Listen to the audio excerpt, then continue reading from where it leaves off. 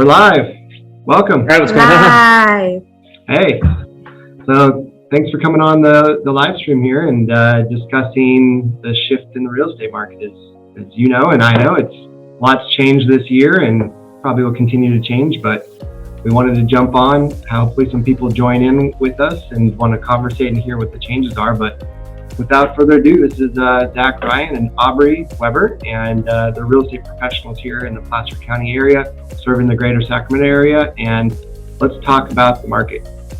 Yeah, I'm super excited to do this because, one of the things we've talked about a lot, Matt, is on the lending side, you kind of get to see the leading measures that then hit our side later, right? So we can kind of share what we're seeing right now today in the market, but often you'll have that insight of what's coming as you're starting to talk to buyers sooner in the process and all that. And what I really want to do is just try to give some just real facts about what we're truly seeing, because I've just been hearing so much hyperbole out there.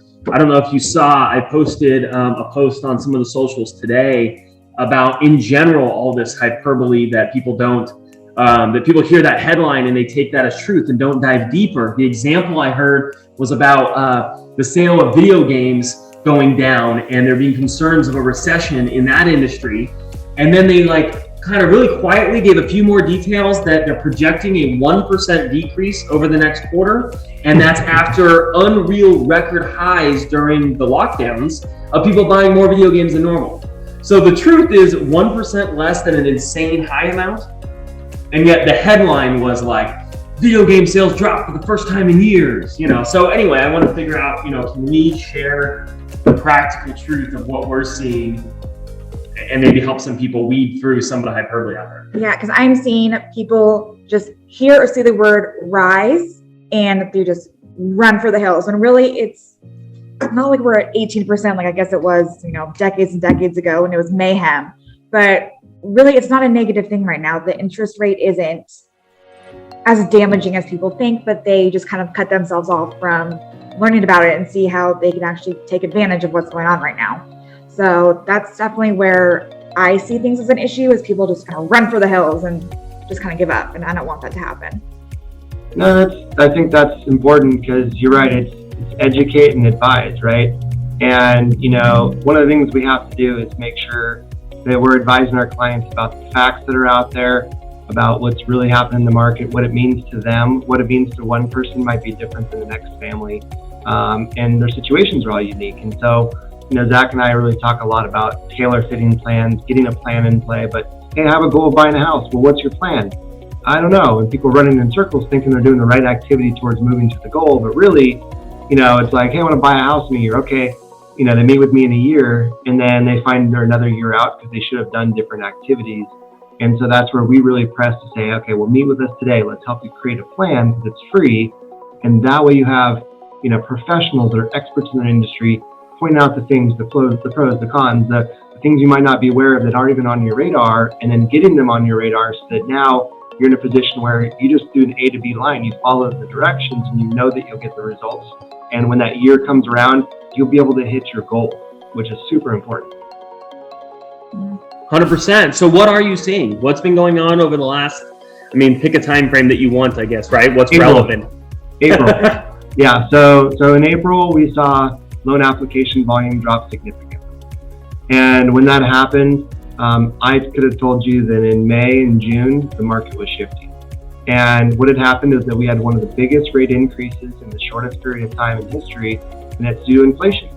And so what people don't realize is, well, what's the why behind it? What's happening? Well, the why, though, is that the way that we curb inflation eventually, slow it down and kind of top it off and eventually starts to pull back, is through the rise of interest rates to slow the economy, slow spending, and that in turn will get inflation in control. And then once it actually peaks and starts to pull back, the same thing should happen to interest rates. But they can't do that until inflation peaks, which is why interest rates rose so sharply, and so many people were caught off guard, and that is why they're saying rates are high.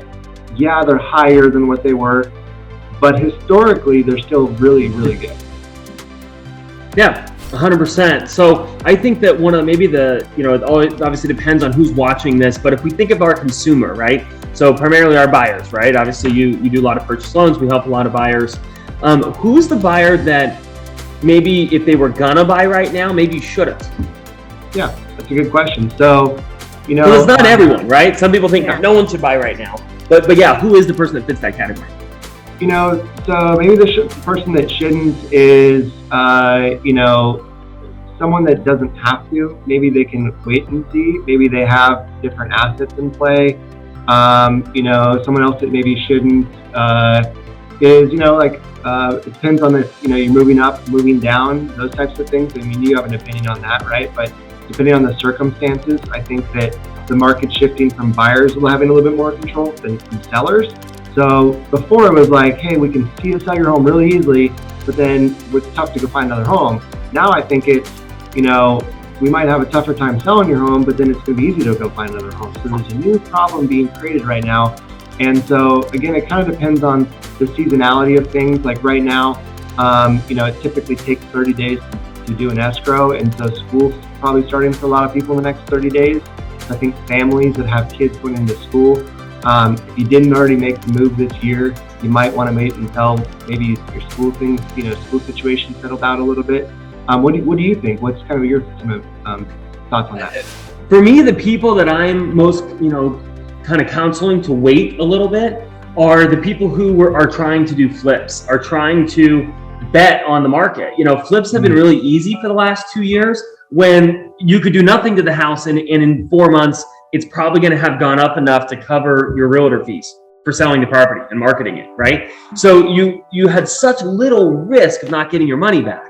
Whereas today, my concern would be if you buy that property today and you think you're going to put 40 into it and sell it for 80 more or something like that, those margins could start getting eaten away if those interest rates go up. You know, it just gets a little scarier. So that's really the only person. You know, you mentioned move up, move down people. You know, when it comes to my move down people, I'm actually really liking this market because it's slowed down a bit. And most of them have so much equity. We've not seen prices drop dramatically. So their loan amount is going to be pretty minimal in their next home. Or if at all, right? If they're moving down enough, obviously that they're going to go all cash, but a lot of them are at least going close. So who really cares if the interest rate is higher? If it's such a small amount that they're borrowing, it's really not a big part of their world. And yet being able to find the next right home because the market has gotten a little calmer, especially a lot of these clients tend to be our seniors and things that are moving down, that the idea that you got to be there in the first 8 hours to get after it, you know, was pretty aggressive. So I'm finding it to be really great for them. And the people that are worrying me the most are the move up buyers who locked in that rate in the 2s. And they have in their head that's the rate they need to have. So even though their current home is too small, maybe, you know, I've had a couple of people that have different business ventures they'd like to do that involve space at their home that they cannot do, things like that. There's some real restrictions that are going to stop them from pursuing the life they want for them and their family. But they feel like they're stuck now because they can't give up that 2% rate. And so those are the people that I say, you know, in the long run, pretend that 2% rate was never an option. If you look at the payment today at today's rates, is that an amount you'd be comfortable with to get what you want for your family? Because the 2% thing may never be a reality again. At least that's my thoughts. What are your thoughts on that? Do you feel like, hey, wait 6 months and you'll get a 2.25 again? Definitely not. Lending rates could be moving higher. You know, inflation hasn't topped, and who knows if it will, right? Anytime soon. So that's a concern a lot of us share, and that's also, you know, maybe who should be acting now as people that are, you know, can still make a move. If rates went from, you know, 5-6 range now to, you know, 6-7, 7-8, what would that do to you? Would you still be able to support it? Would that be the extra affordability that's there that's no longer in play? You know, those are things that sometimes you need to have discussions with. You know, Aubrey, what do you think as far as, you know, with people maybe looking to sell their home right now, right? Do you think that now is a good time for them to sell? I think that I do, but it's also the same kind of mind game as to where home prices were excessively high just a couple months ago, and people were paying upwards of $100,000 over asking. So sellers have that still on their head, and we live in California. Your home is always going to be of value. So it's just kind of educating that seller and letting them know, hey, you might not be able to get this, but you can get that. When your home is listed appropriately, it'll sell fast. I've seen it in the past couple of weeks. Yeah. When you shoot for the stars, when the stars aren't really obtainable, that's when the issues start to arise, and that's when sellers get frustrated because that number is still stuck in their head. I think But that's we've been super important. changing our advice a bit too. So like yesterday we were in property, and I guess maybe kind of explain how what we advised them a couple months ago is sort of changing now that we're getting closer to putting their home on the market. Yeah, but our biggest thing is, educating as to why, not just saying, oh, it's not going to work out, 30 grand less, maybe we can list it. We're just trying to let them know, X and Y equals this. So we're trying to be as, I guess, soft and gentle when it comes to letting people know that, maybe we have to list a little lower. Maybe you won't get as much ROI as originally thought, but and with the ROI, right? So I think that's a big change, is that ROI, return on investment. That would be a big question with sellers. Always has been. Is there something I should do to my home to get it ready to sell? Right. And recently, we were telling people, you're not going to get that much more, not because what you're talking about doing isn't great, but because people are going to give you the money whether you do it or not. And that's what was happening. And so we're looking at sellers and saying, when you can get such a high price for your home without doing anything, it might not be worth the hassle. And now that conversation is shifting, where we're seeing buyers say, okay, I can afford this. I get it, Matt. A rate in the 5s, that's not crazy. I'm willing to do that.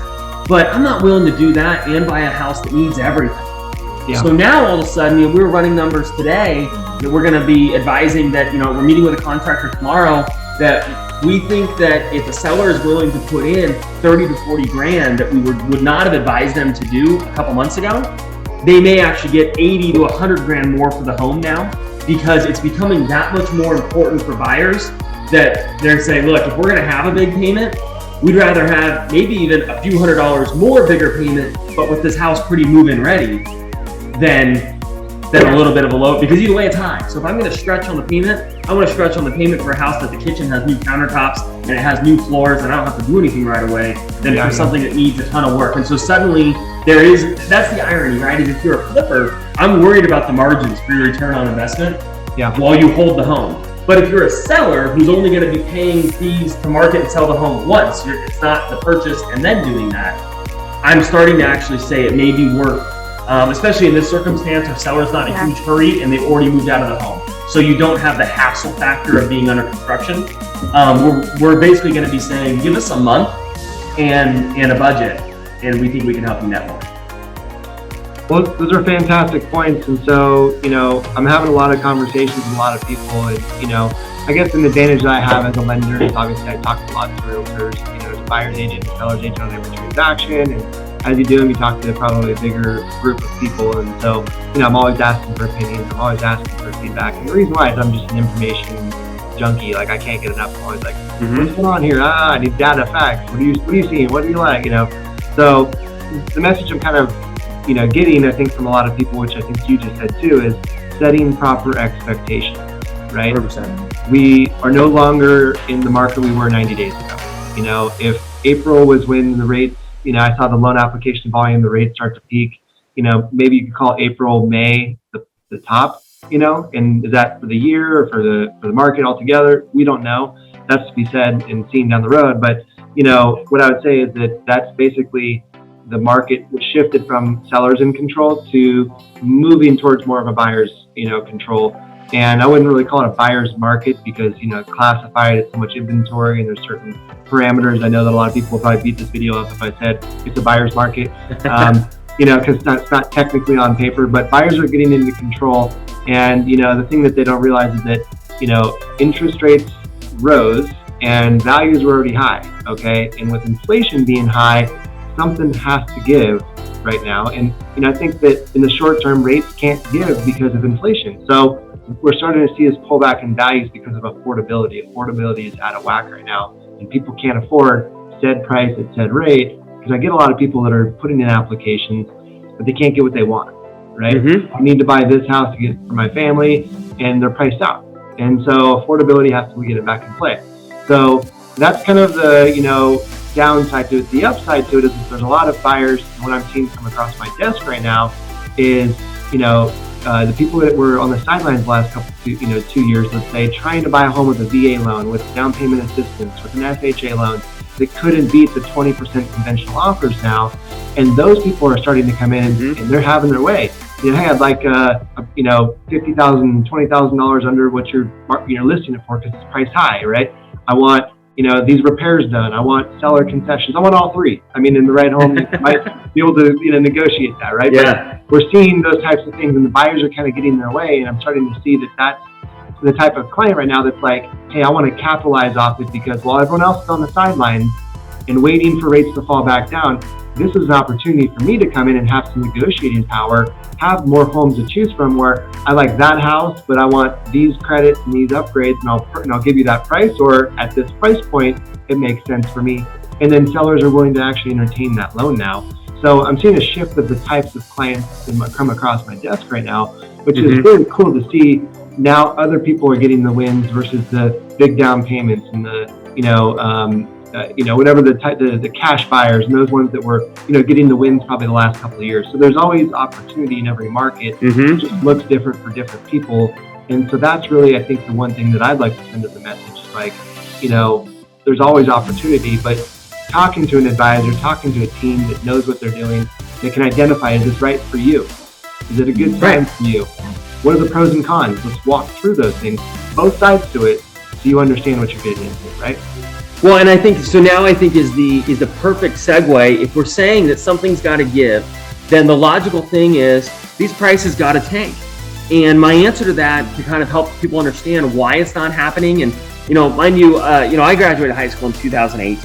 I was, so what's funny is I was not in the industry as a realtor yet, but that was right when I started. Before I ever knew I was going to get into the industry as a professional, I had a real interest starting in high school with investing in real estate. So I spent my early college years reading books, listening to all sorts of things while the last crash was happening, right? And so really kind of understanding at that time and not realizing that that was going to serve me later when I decided to switch career paths and get into real estate. But I saw some stats the other day that from 2010 compared to now, and I think they were about April or something like that. Yep. There's always a little lag in the stats, right? They need to be able to collect the data. But it showed interest rates being almost identical. It showed 15,000 plus homes on the market in our area versus 5,000 and change on the market now. Dang. And so it's what you and I are always talking about, right? The law of supply and demand never goes away. You can't ignore that. And that's the biggest difference that we need to look at. It's been a little while since I pulled this stat, but last I saw, it was like 90-something% of homes in America had at least 10% equity. So when I get to people saying, hey, I'm ready, let's start buying foreclosures. Foreclosure is when you can't pay your bill and you're underwater, so you let the bank take it. If you have equity, why would you walk away from that money? Yeah, right? I'm not leaving $50,000 for the bank to take. I'm going to sell it and take my $50,000, and I'll go sit on the sidelines and go buy another house, right? Yes. So is it impossible for all these things to happen? No, but we are in such a drastically different environment, especially when you look even further past that. This idea that recessions are connected to a down housing market is a new idea because that happened last time. But if you look historically at recessions, that is not the trend. That certainly isn't the rule. And so two things have happened. I think, being in our early 30s, and a lot of our clients are in that range, in their world, since they've been paying attention to real estate, if there's a recession in the economy, home prices drop dramatically, and a good interest rate is 2%.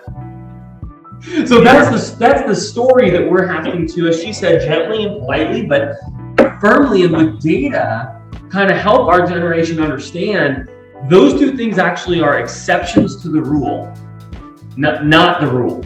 Yeah. And what I've been trying to tell people is that try to look at things in a positive way. So home prices are going down. That's great. And also the over asking is going down. So imagine that money you have now, even with the higher interest rate, you can still have some of that money to spend on a home maybe you didn't think you could, or because the competition is gone. On top of the fact, the financial competition and the buyer competition is down. And also play the contingency factor in your favor. So now you don't have to go willy-nilly and just say, I'm going to forget the pest inspection. I'm going to, forego any sort of contingencies and just say, I want to buy the house, almost sight unseen, if you will, because you don't know what's going on inspection wise. Well, now you don't have to do that. So I did a video on this a couple days ago about some crazy inspections that I've seen. Thank goodness the seller did it before, but there was, $50,000 worth of structural damage to this house. And if you didn't have a contingency, that's on you. So you overpaid for an overpriced home, and then you have this $50,000 worth of termites eating your house that you have to deal with because you said forgo the contingencies. So that's not happening, and I want people to understand that and to take advantage of it while it can, and not think of like, we're just out of luck, man. I don't know what to tell you. There is an advantage to this. There are ways. Yeah, I mean, if you want to look for problems, you can find problems in the world. If you want to look for solutions and opportunities, you can also find those, right? And so we are what we look for sometimes, and we can identify both in any type of market. I mean, if you told me in March someone paying $50,000 over was a good idea, I'd probably be like, yeah, if you love the home and whatever else. Now I'm like, ugh, that's kind of rough, right? Because the market's shifted and now things have changed. And so now the people that are looking at prices, now rates aren't as low as they were, but now prices are falling back. But there's a saying that you marry the home, but you date the rate. I love that saying. And it's because like, if you're getting that $50,000 cheaper than you were in March today, and then now you're getting closing cost concessions, whatever else, yeah, the rate's here, but historically when we go into recessions, interest rates fall down, and so they want to stimulate spending and get the markets back up.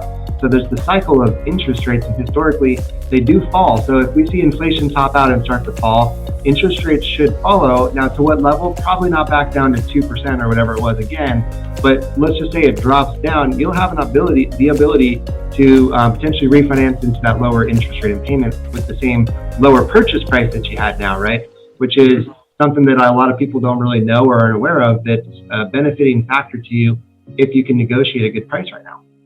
Right, 100%. I've always been an advocate that you need to look at the big number, what your comfort level is with that, and if it gets you to the next step. Is this getting you closer to where you want to be in life? Mm-hmm. On my personal home, I have Melrose, I have an HOA. These are things that a lot of people want to shy away from because they think, oh, these are extra costs. However, the homes in those areas with those things, in many cases, like where I purchased, are significantly less expensive than a neighboring community that doesn't have those. The way that I got closer to where I wanted to be for my family is I said, okay, what does this home and this community offer? Is it what I'm looking for? And is that a payment that I like? Whether that payment is towards interest rate or purchase price or HOA or Melrose, if we're talking about our personal residence, not a flip, not some strategic investment, but where we're going to live, where we're going to raise our families, where we're going to build a life, look back in history, real estate is a good investment. The worst purchase, I saw someone post today, it's actually Tony, who we know, some advertisement for like $3,700 for a house, and for $400 you get an extra bedroom from back in the day, right? Like, you think that was a good deal? I think so. So let's not time the market. Let's not get emotional about one detail, Melrose, rate, HOA. Let's look big picture. Is this a price point that is comfortable, that's going to get me closer to where I want to be for my life? And know that, I'll say it, I'll go on record right now, 20 years from now, I don't think you're going to regret even the worst purchase you make today. It hasn't happened before. So, beer's on me, I guess, if I'm wrong in 2042. Yeah, I think now more than ever is planning ahead, seeing multiple aspects. You can just look, have tunnel vision when it comes to interest rates. Mm-hmm. But when you can see, again, the bigger picture, when you can see and try to gauge what little things could happen, what big things could happen, and what you can afford if that happens,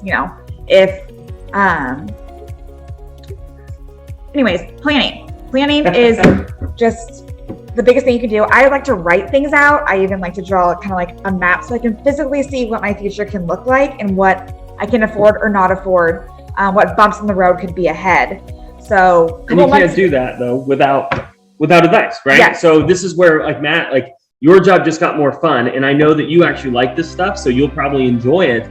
You now get to do more planning and strategy for people. Before, where it was like, oh, you think about going to work sometimes? Here's a 2% interest rate, right? Like it wasn't as strategic, and that's why people like you do well in markets like this. I think I saw it's like 50% of loan officers are already out of the business or something in the last 2 months. It's insane. because no they're not, value add. Yeah, it's let's like be honest, they were paper filler outers. They were Dropbox clickers. They weren't loan advisors, right? And you're a mortgage advisor because now we're talking ARMs, we're talking rate buy downs, right? We're getting strategic. And that's fun, right? I mean, my background is in accounting.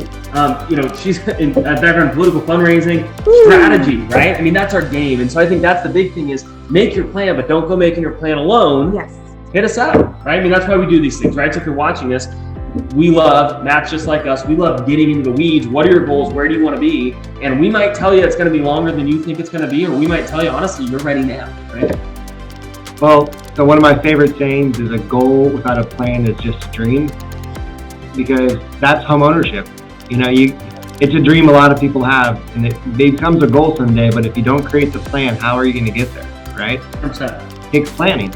It takes planning for a lot of people and putting a plan in play that's going to make sense for you. And everyone's plan, I hate to tell you, but I'm 17 years in the industry, everyone's plan is unique. No one's the same. Even if you're buying the same house right next door, your FICO score is different, your down payment's different, your job and your income, your debt, and that's that. So it's all unique, and that's what I love about it, like you said, strategy, right? I wanted to touch on a couple things that you'd said a little bit while back that I think is super important.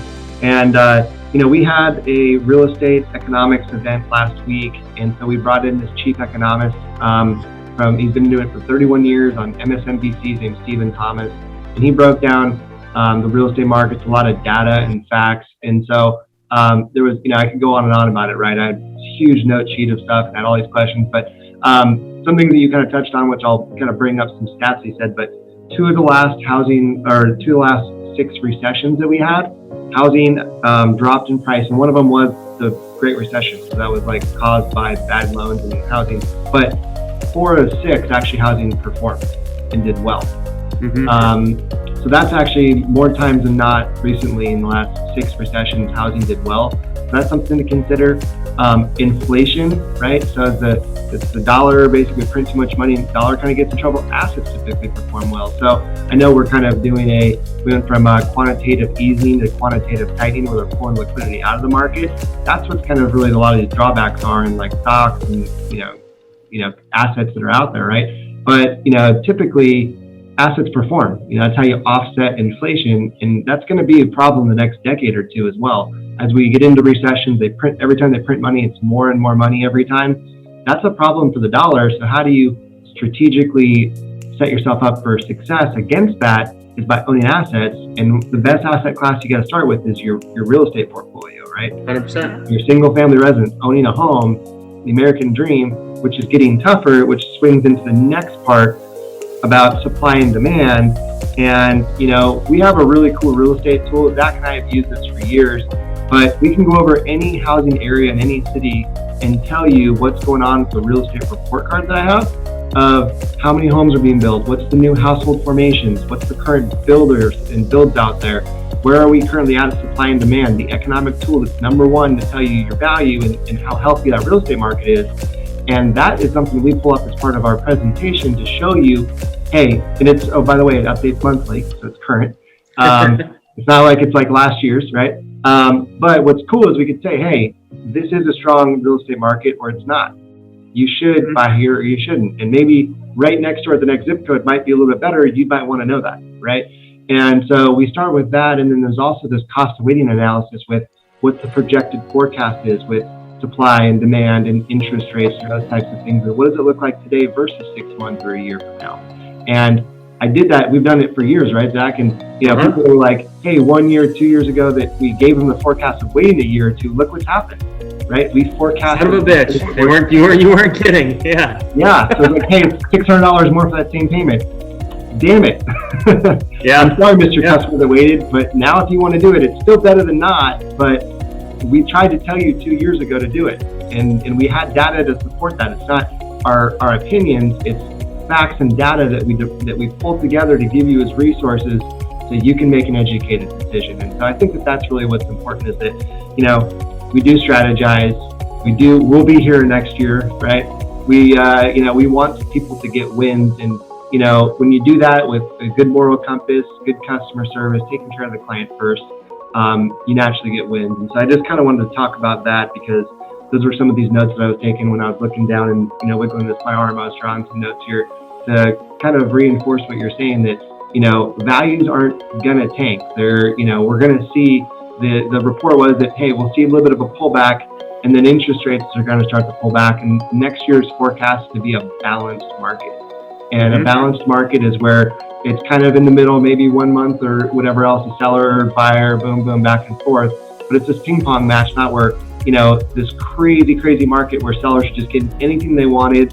And in fact, if rates didn't pull back or go up, and if prices didn't settle and calm down, we might have been in for a catastrophic pullback because it was going too high. It was going too far, too fast, and we needed to get to more of a balanced market. And so the Fed stepped in, you know, knew that they needed to do this in order to really reestablish what the right rate and cost should be and keep affordability in play for Americans. So 100%. I mean, you know, one of my favorite, you know, little jokes to make in our consults with our clients is, you know, we do care about people. I know you do, Matt, and you really want to help them actually understand these things so they can win.